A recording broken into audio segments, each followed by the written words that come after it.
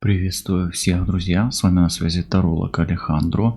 Мира вам и вашему миру. И сегодняшнее наше таро чтение или онлайн гадание на картах таро мы посвятим с вами гаданию на любовь, на отношения. Такое любовное чтение таро.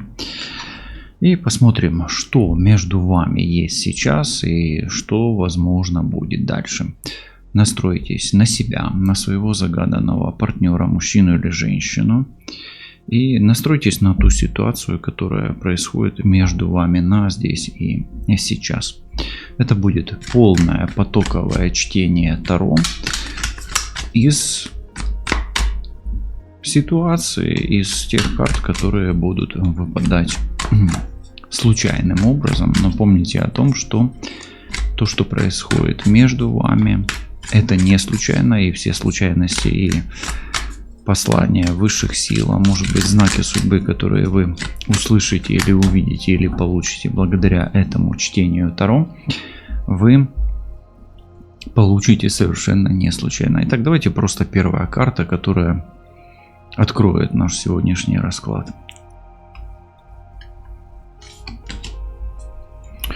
Ну, здесь аркан сила. Я по карту эту положу сюда. Она слегка так откровенная, немножечко, да. Аркан сила. Здесь женщина, знаете, как бы, как минимум, либо в ярости, либо злится, да. Ну, вот так я ее покажу. Немножечко, да, вот так. Злится. Есть некая попытка, ну, как минимум, повлиять на мужчину. Скорее всего, больше женщина хочет повлиять на мужчину. Но, учитывая то, что здесь есть рыжеволосая такая слегка агрессивная женщина, да, мы можем, ну, давайте так скажем, что женщина волей или неволей превращается в львицу.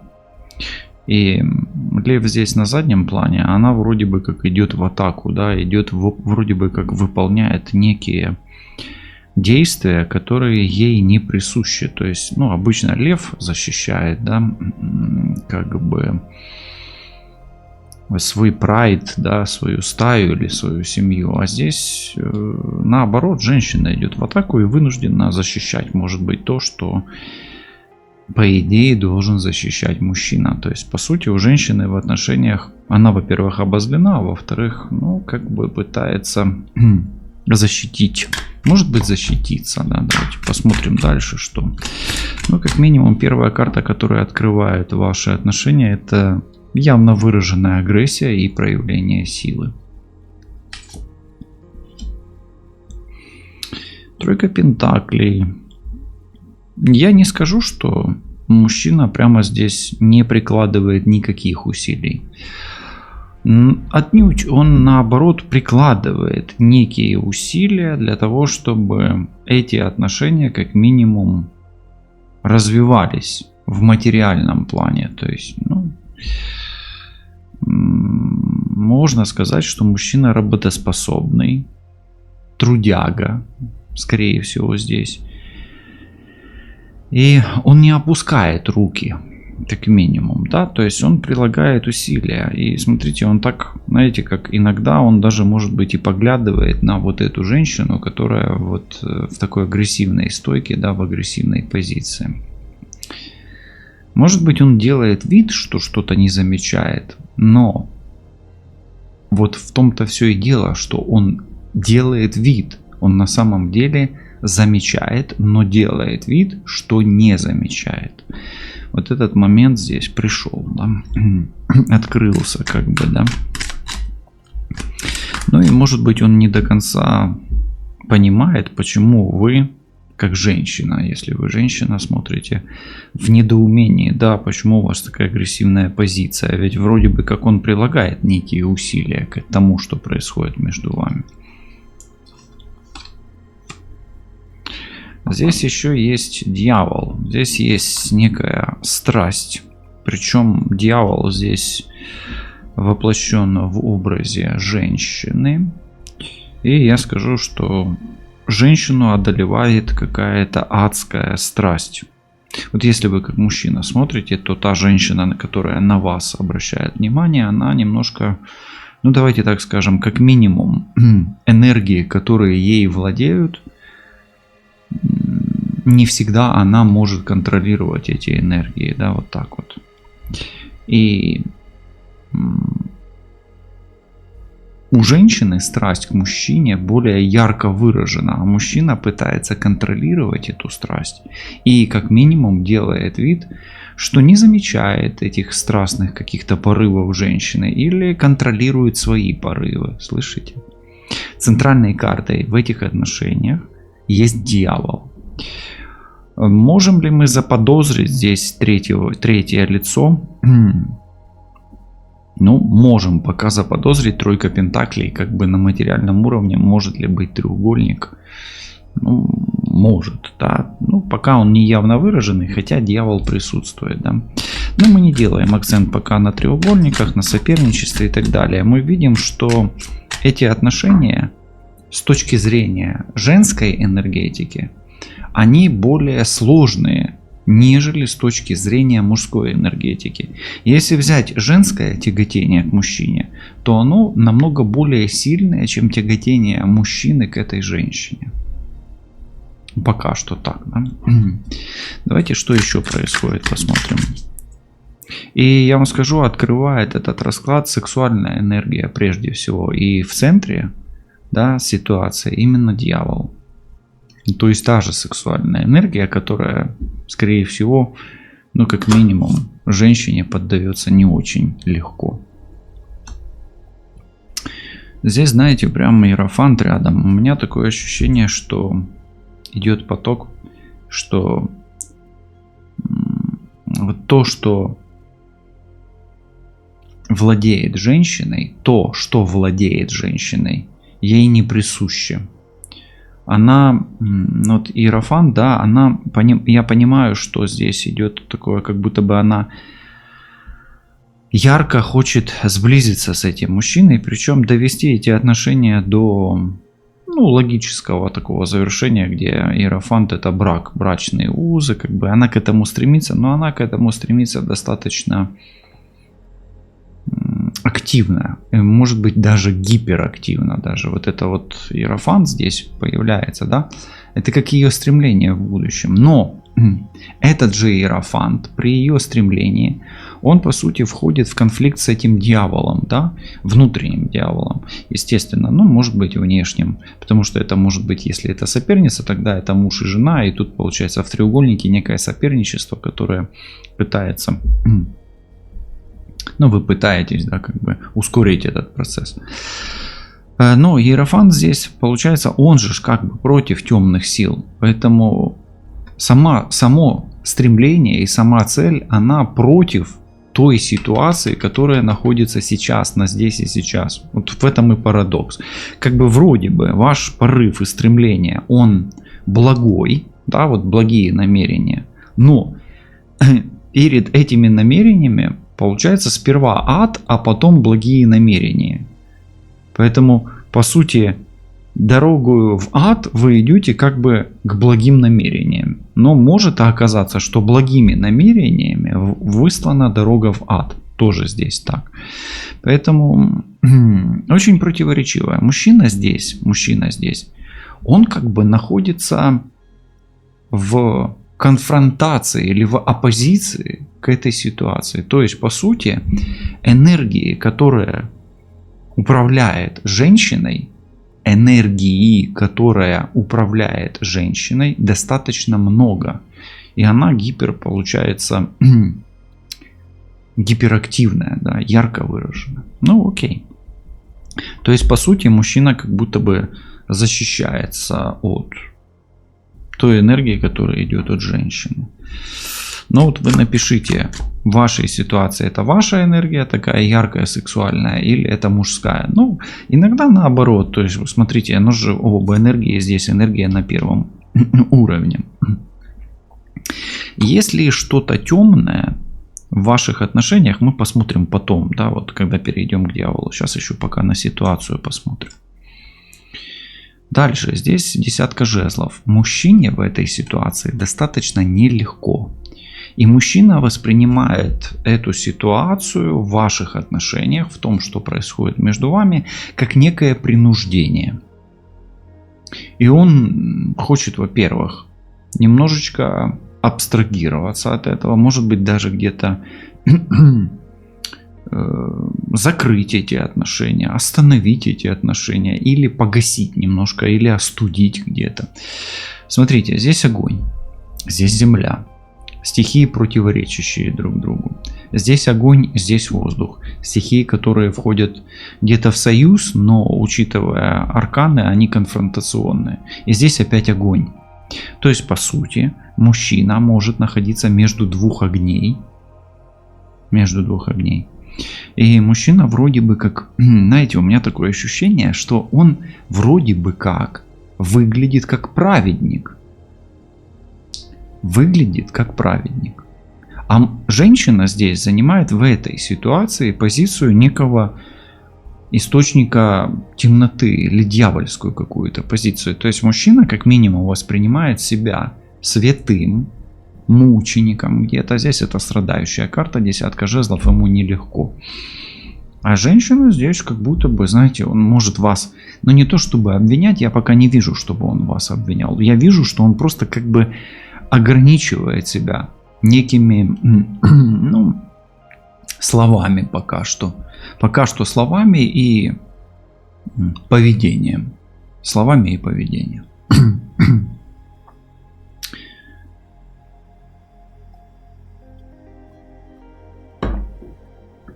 Ну окей.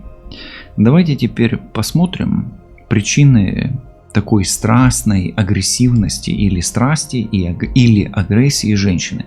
То есть давайте спросим, просто посмотрим, почему женщина пребывает в этих энергиях, вот в таких энергиях, как здесь. Давайте спросим, почему женщина пребывает в таких энергиях, как здесь.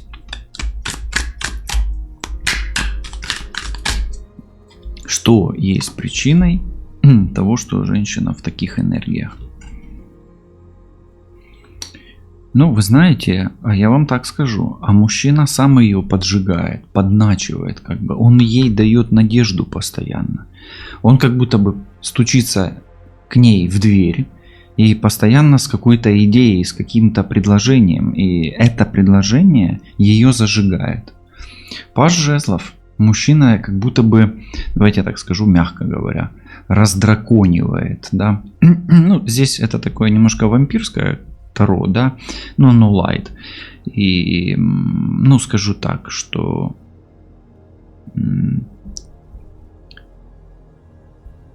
мужчина дает пищу для ума, и эта пища для ума женщину возбуждает.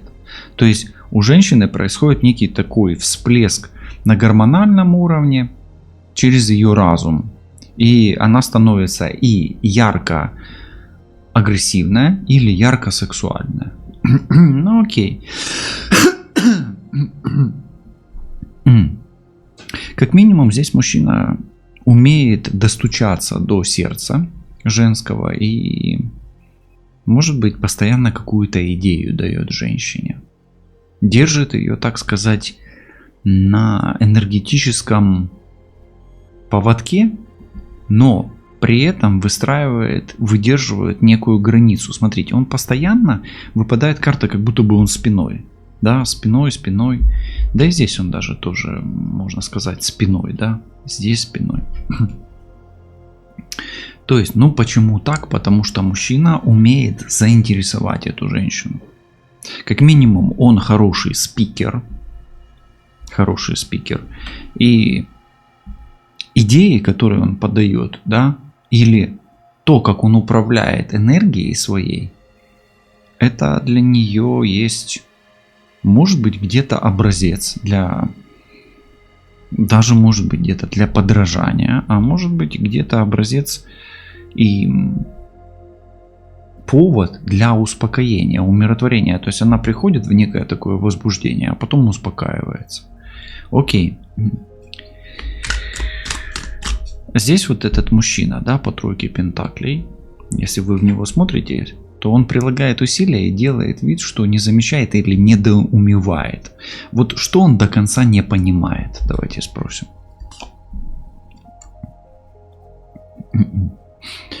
Ну, здесь опять все упирается в пентакли. Он не понимает, сколько вам нужно давать энергии, сколько вам нужно давать денег и сколько ему нужно себе оставлять. Четверка пентаклей, прям вот пересчет денег, и здесь тройка пентаклей. То есть он не понимает, сколько в конечном итоге и это будет ему стоить и во что это ему обернется. Окей. Ну и давайте теперь посмотрим, есть ли темная энергия в вашем поле, в ваших отношениях. Почему? Вот узнаем, что карта говорит о том, что почему здесь в центре дьявол. Почему в центре дьявол? Да? Девятка пентаклей. В центре здесь очень шикарная, роскошная женщина. Поэтому, если вы считаете себя таковой, и у вас нету соперницы, то это вы. То есть, почему тут дьявол? Потому что здесь есть вы. Это ваша энергия, которая подпитывается энергией мужчины.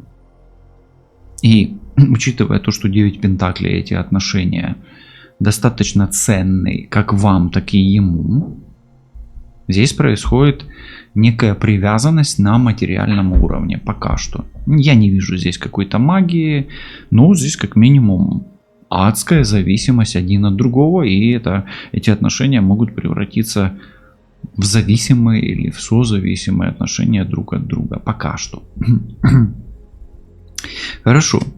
То есть, женщина здесь знает себе цену, знает цену своим амбициям, своей энергии, своей сексуальности, своей внешности. Если вдруг есть соперница, то каждая из соперниц четко знает цену своему соперничеству. Услышьте это. Да? Окей.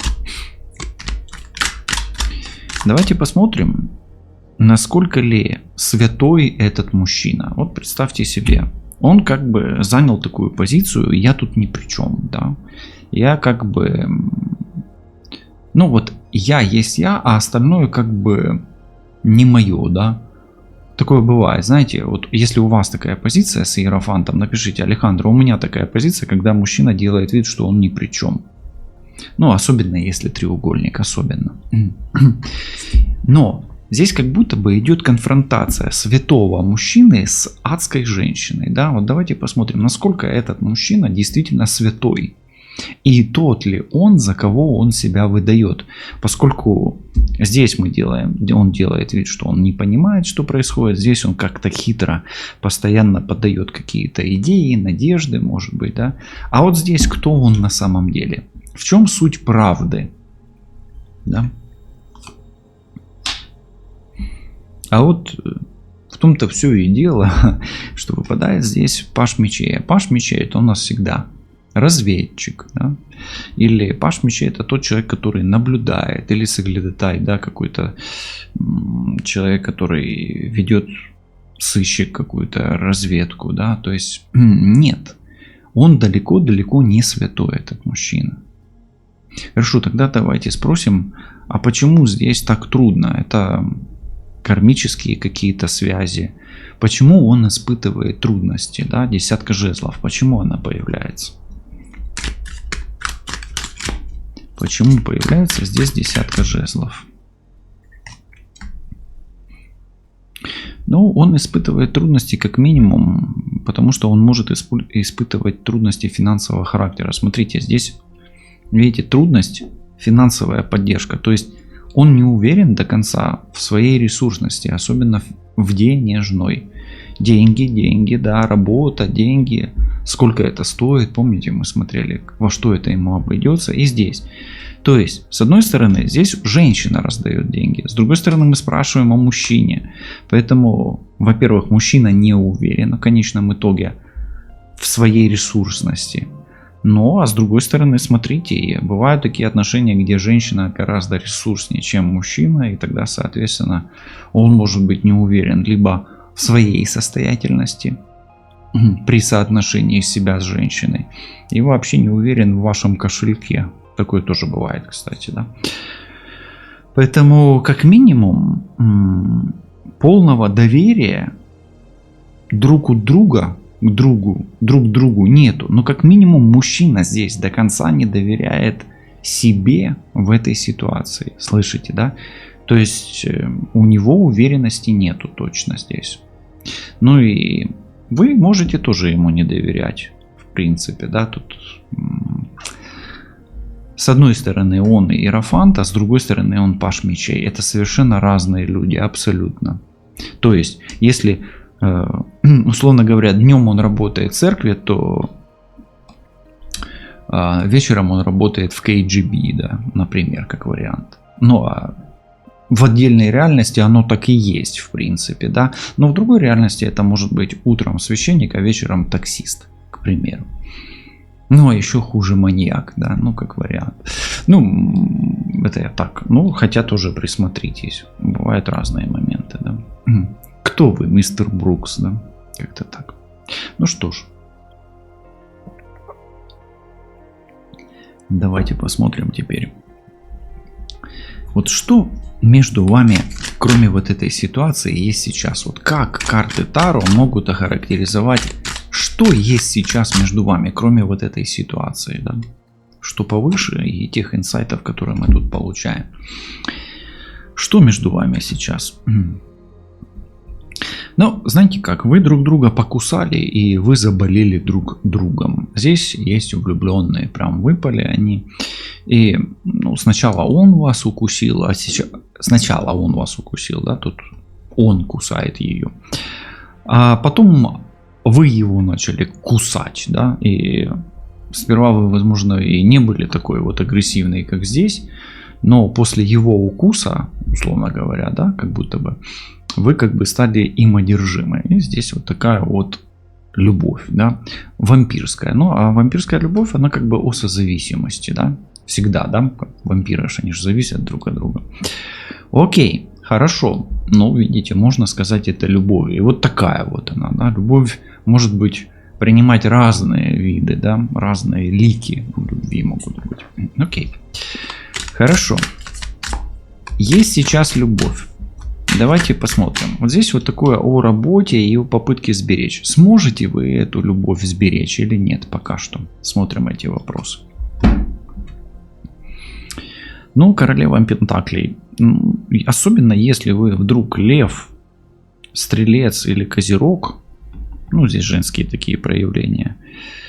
Близнец, близнецы. Или весы. Да.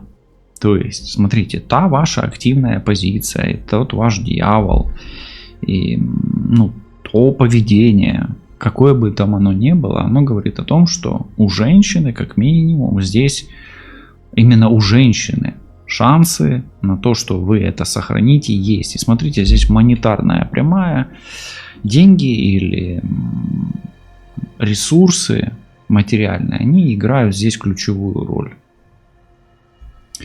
Возможно, благодаря деньгам, возможно, вопреки деньгам, вы сможете это сохранить. Пока что карты дают вам такую надежду и говорят о том, что, ну, как бы там ни было, какое бы ни было горячее противостояние дьявола и иерофанта, как бы не было тяжело мужчине, как бы он там не сомневался или не подозревали вы его, а он вас. Ну вот, если вы будете занимать ту же активную позицию, то, скорее всего, добьетесь своего. Ну, прекрасно. Хорошо. Давайте теперь спросим, на что можно рассчитывать, да, в лучшем случае, или что будет дальше, да. Вот здесь дьявол — это цель, девятка пентаклей — это достижение какой-то высшей цели, да, и что будет дальше. Ну, у нас же и тема расклада, что есть сейчас, что будет дальше. Тройка мечей. Очень фиговая карта, я вам скажу. Дальше готовьтесь как минимум к боли. То есть пройти эти отношения через дьявола к иерофанту без боли и страдания нельзя. Что я могу сказать? Может быть, вот это то, что будет дальше, оно уже сейчас и происходит, поскольку тройка мечей у вас прямо выпала на здесь и сейчас, на центральную ось. Да, вот это здесь и сейчас. Вы же помните, да, мои схемы. Это ближайшее будущее, это дальнее будущее, да, а это вот как бы прошлое, как бы фабула, в чем мы варимся здесь. Так вот, ну а дальше будет больно. Хорошо. Хорошо, хорошо. Давайте спросим, чему это вас учит? Почему я объясняю? Смотрите, здесь иерофант. А здесь у нас кто? Паш мечей. И это наука, причем болезненная наука. Да? Чему это вас учит? Причем все по мечам идет. Воздух. Как бы тепло идет, да, но оно по воздуху идет. Чему это вас учит? А учит это вас, знаете чему? А не торопись, дорогая ты моя. Не торопись. Восьмерка жезлов. Она говорит о том, что да, у вас есть любовь, да, у вас есть страсть. Но чем сильнее ты ее накаляешь и ускоряешь, тем болезненнее или тем больнее тебе. То есть, если ты сильно разогнался, то если ты падаешь, то тебе сильнее больно. Поэтому не гони лошадей, не торопись. Слышишь, да? То есть, уже второй раз я говорю, что, возможно, вы сильно торопитесь. А здесь именно скорость. Скорость и влюбленность. Поэтому, как минимум, чему это вас учит? Ваша скорая влюбленность причиняет вам боль и страдания. Поэтому чем быстрее, тем больнее здесь. К сожалению, так. Хорошо.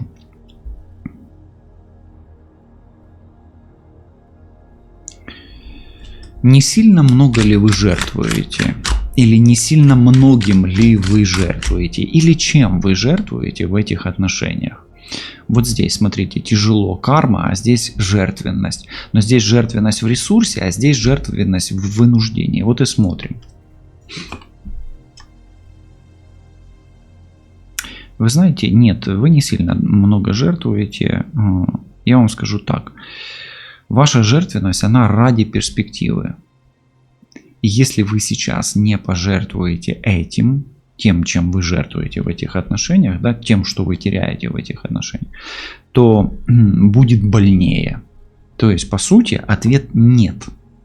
Вашей энергии и вашей силы, вашей адскости, ну, в кавычках, хватит для того, чтобы, если вдруг вы что-то потеряете, то вы все равно что-то найдете. То есть у вас, ну, по сути, ваши жертвы, они будут оправданы. То есть, смотрите, то, что я говорил здесь, по девятке пентаклей, игра стоит свеч. И даже если вы идете в некую конфронтацию со своей соперницей, вдруг, ну, вы ведете с ней какую-то борьбу и встали в оппозицию, я или она, то вам нельзя выскакивать сейчас из игры, как бы вам больно не было. Слышите?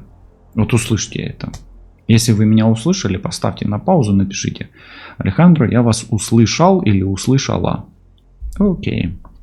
Мужчины, кстати, тоже пребывают в таком состоянии, где, допустим, здесь вот такая классическая, вот если взять треугольник, здесь классическая ситуация, что есть жена, и как бы с одной стороны жена мешает уйти, потому что есть некие догмы, принципы, а с другой стороны не жена, она как, ну, он ее любит, не жену, да, допустим, и она как дьявол, и он борется между догмой и любовью своей, которая становится адской. Вот если ваша ситуация такая, напишите: Алехандро, это точно моя ситуация. 100% и даже 101. Ну, бывает, да, попадания такие. Окей. Хорошо, давайте теперь перейдем немножко к разделу мысли, чувства, действия, да, вот такое. Потому что мы немножко застряли в ситуации, но я и хотел немножко покопаться, чтобы вы...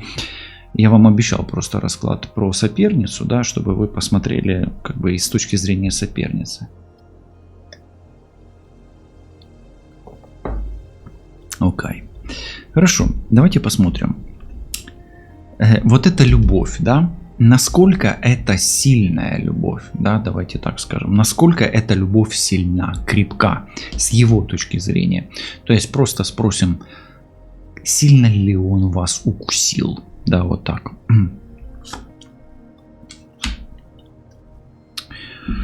Да, сильно он вас укусил. Он, по сути, вас лишил спокойствия и разума где-то. Ну, вы не сошли с ума, я не говорю. Здесь, кстати, королева мечей — это разум, да, и баланс. Но вы вот так вот сидите и реально не знаете, что с этим теперь делать. Да, иногда вы думаете, блин, и что теперь? Да, вот так вот сижу и думаю, и что теперь? Как вот быть после этого укуса? То есть, насколько сильна?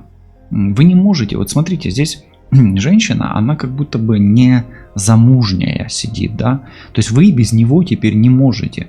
Он теперь как ваша вторая половина по весам. Весы, весы, видите? Вы как будто бы имеете общих детей, да, условно говоря, как будто бы даже если этот мужчина вдруг, если он женат и у него есть дети, то его дети это теперь как будто бы ваши дети, да, ну такая реальность, да, на двоих получается. Поэтому насколько это сильно? Это на двоих. То есть, да, это достаточно сильно, и это делает вас одинокой в его отсутствие. То есть, его энергии вот этой, когда он там стучит вам в двери, когда он вам звонит, когда он вам там что-то говорит, обещает, читает, может быть, у него какой-то дневник там, да, что-то обещает, не знаю, его вам не хватает. То есть, когда он выходит из коммуникации, весы и близнецы, близнецы это близкая коммуникация, а весы это средняя коммуникация, то есть он что? Он отсутствует, да, то есть вам его не хватает, то есть это уже созависимость, к сожалению. Вот она, вот он дьявол, вот мы находим созависимые отношения. Окей. Ну, созависимые отношения это не очень хорошо, но они могут перерастать в что-то другое. Хорошо, по-настоящему ли любит? Да, так, что созависимость появляется. Окей. Что он думает о вас сегодня? Давайте посмотрим. Что он думает о вас сегодня? Что он думает о вас сегодня?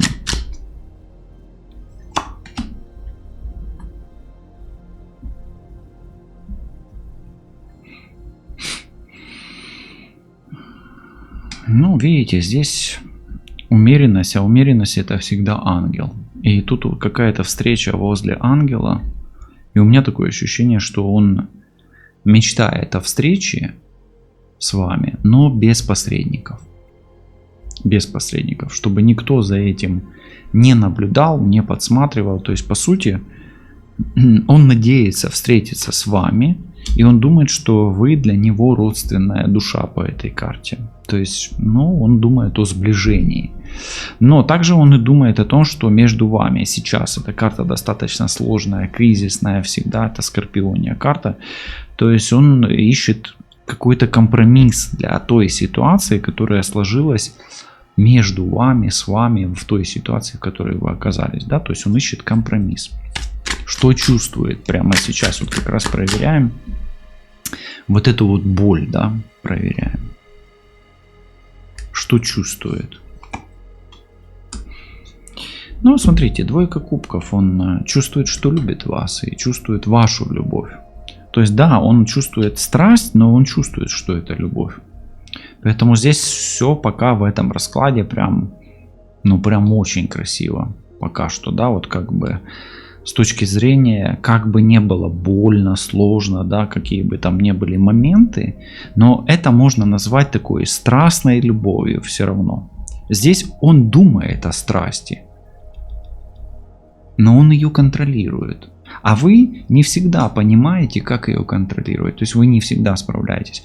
Иногда справляетесь, иногда нет. Окей. Хорошо. Окей. Хорошо. Как он будет проявляться по отношению к вам в ближайшем времени? Вот ближайшее время, вот его проявление и коммуникации. Ну, давайте так скажем. Что он будет вам говорить в ближайшее время или что он будет обещать вам в ближайшее время?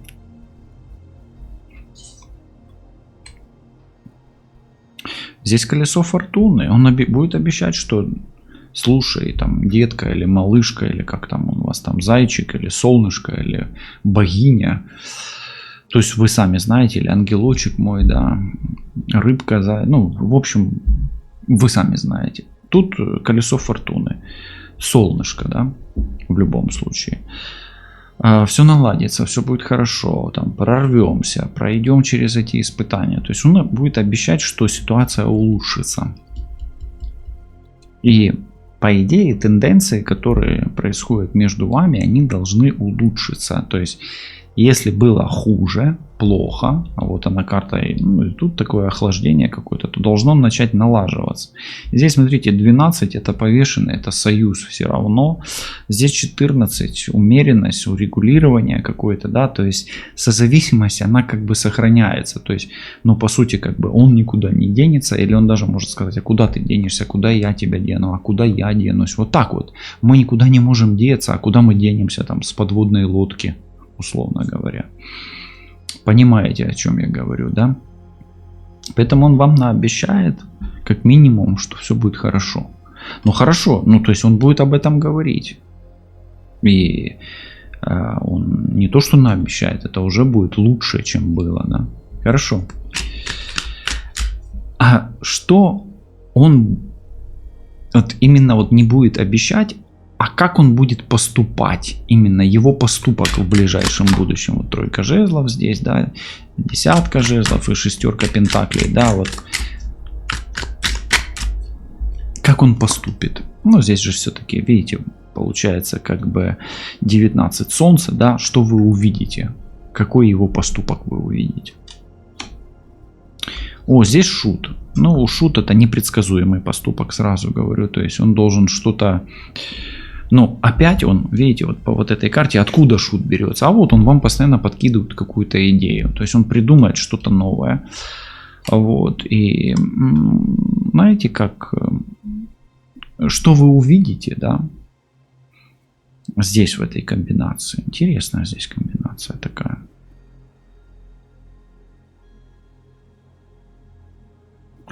Вы не то что увидите, вы просто ему поверите.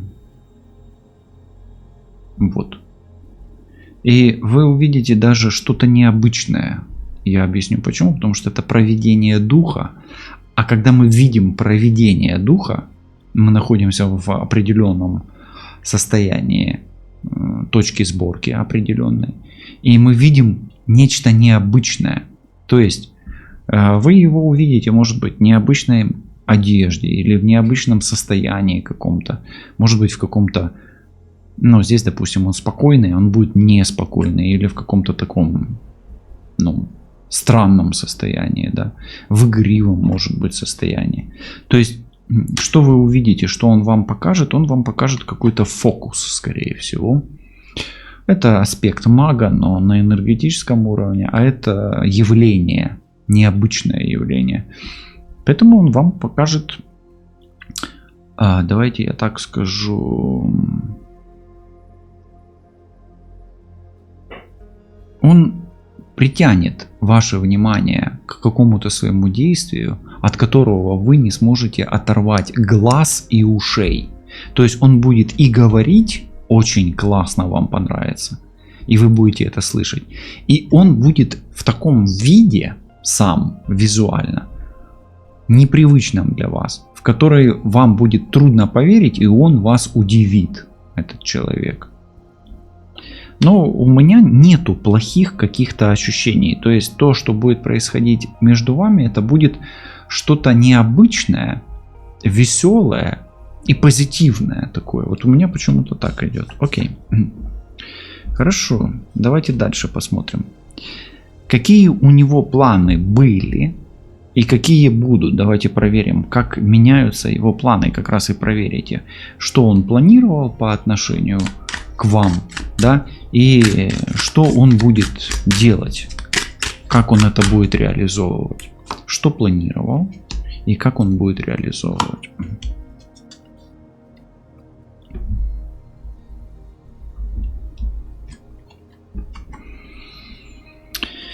Ну, смотрите, он не планировал с вами быть откровенным и честным. Семерка мечей, к сожалению, карта такая достаточно, ну, спорная, да, всегда, по честности. Поэтому Он планировал, давайте так скажем, мягко говоря, вас не посвящать в свои планы. Не посвящать в свои планы. То есть он хотел делать так, как ему выгодно.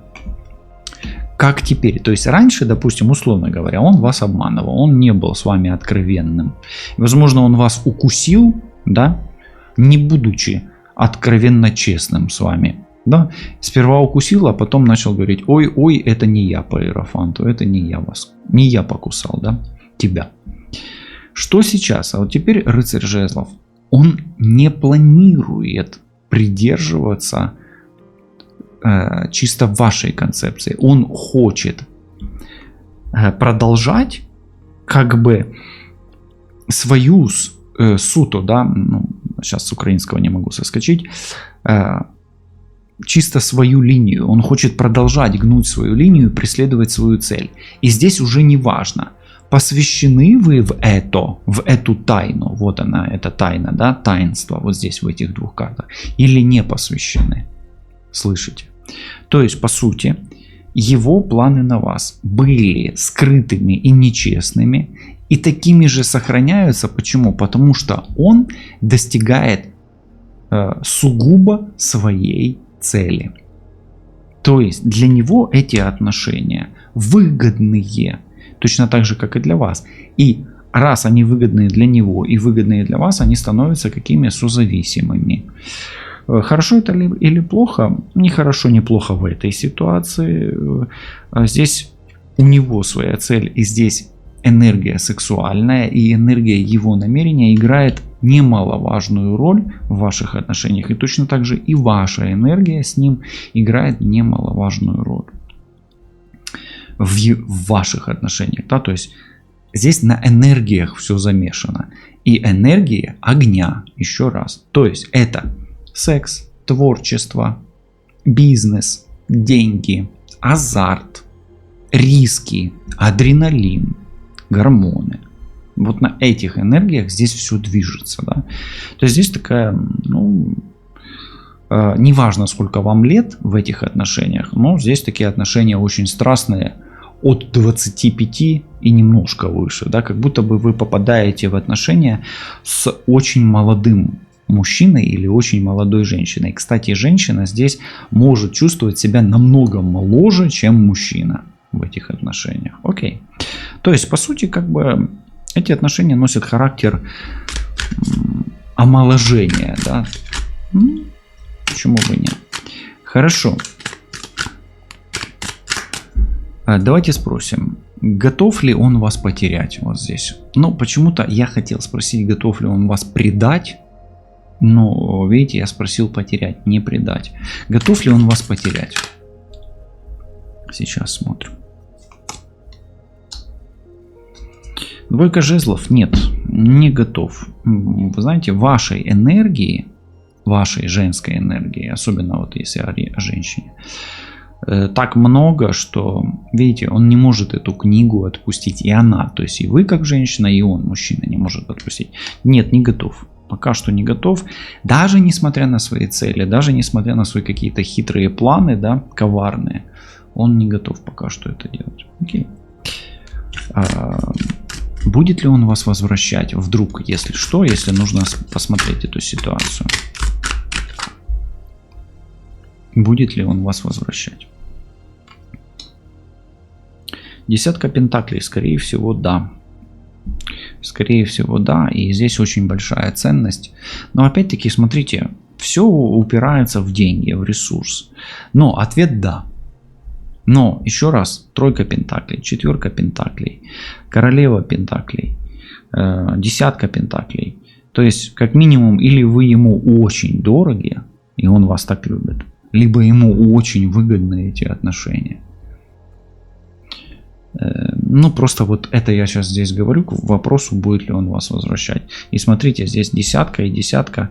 Должно что-то измениться радикально в ваших отношениях. У меня пока что идет в лучшую сторону. И сейчас мы проверяем, насколько я не ошибаюсь. В лучшую сторону радикально должны измениться отношения. Еще раз смотрите.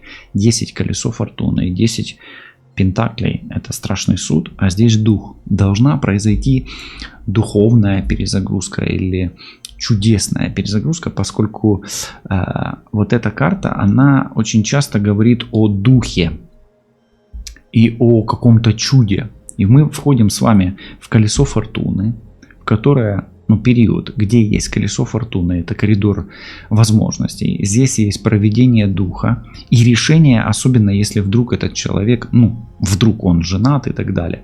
То есть вы даже до сих пор держитесь, несмотря на всю боль и страдания в этих отношениях. Поэтому какое чудесное событие и какое проведение духа должно произойти совсем скоро, вот так, или в ближайшем будущем. Готово. Шестерка жезлов. Здесь женщина спускается вниз с цветами. У меня такое ощущение, что она как минимум получила то, что хотела. Перемогла, то есть победила. Бо перемога це завжди краще, ніж победа, потому что победа это по беде, а перемога это превозмочь. Поэтому проведение духа вводит вас в коридор возможностей или коридор событий, где желанная цель может быть в руках у вас. И это может быть праздник, юбилей, торжество, и в том числе і ваш брачний союз. Світла вам та вашому Всесвітові, бережіть себе, кохайте себе та Всесвіти, які поруч з вами, і допомагайте силам світла нищити сили темряви. Все буде добре, і світ відчиститься від темряви. От побачите, па-па.